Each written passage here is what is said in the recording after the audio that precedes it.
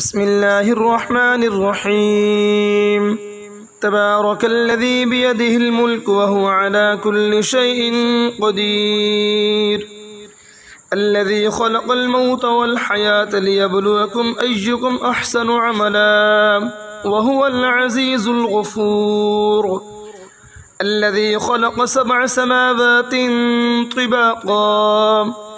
ما ترى في خلق الرحمن من تفاوت فارجع البصر هل ترى من فطور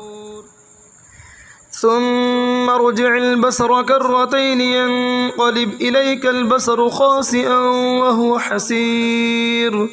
ولقد زينا السماء الدنيا بمصابيح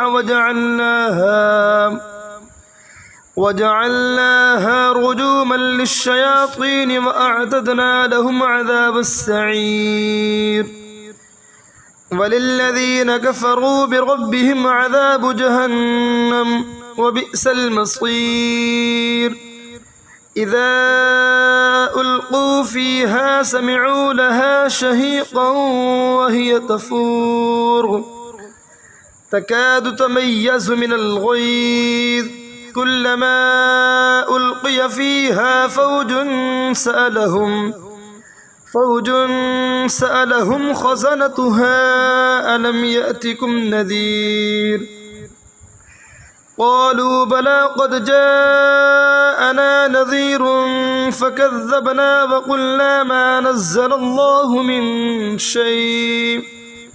إن أنتم إلا في ضلال كبير وقالوا لو كنا نسمع أو نعقل ما كنا في أصحاب السعير فاعترفوا بذنبهم فسحقا لأصحاب السعير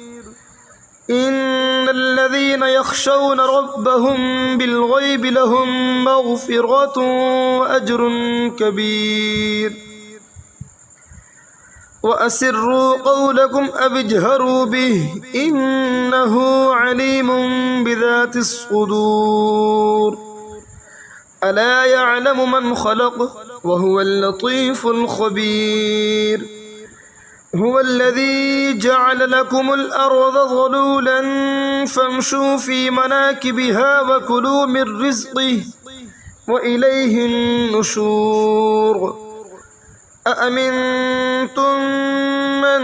في السماء أن يخسف بكم الأرض فإذا هي تمور أم أمنتم من في السماء أن يرسل عليكم حاصبا فستعلمون كيف نذير ولقد كذب الذين من قبلهم فكيف كان نكير أولم يروا إلى الطير فوقهم صافات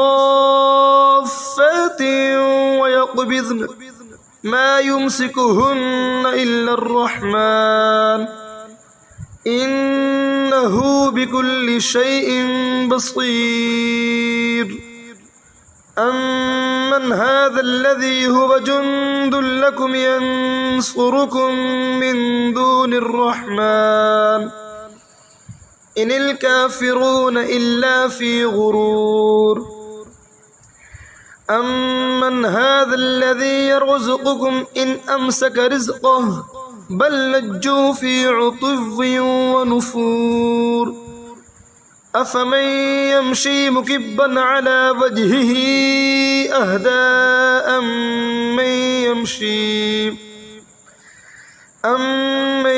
يمشي سويا على صراط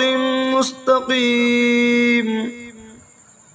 قل هو الذي أنشأكم وجعل لكم السمع والأبصار والأفئدة قليلا ما تشكرون قل هو الذي ذرأكم في الأرض وإليه تحشرون ويقولون متى هذا الوعد إن كنتم صادقين قل إنما العلم عند الله وإنما أنا نذير مبين فلما رأوه زلفة سيئت وجوه الذين كفروا وقيل هذا الذي كنتم به تدعون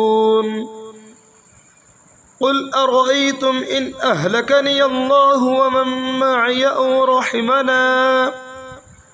فمن يجير الكافرين من عذاب أليم قل هو الرحمن آمنا به وعليه توكلنا فستعلمون من هو في ضلال مبين قل أرأيتم إن أصبح ماؤكم غورا فمن يأتيكم بماء معين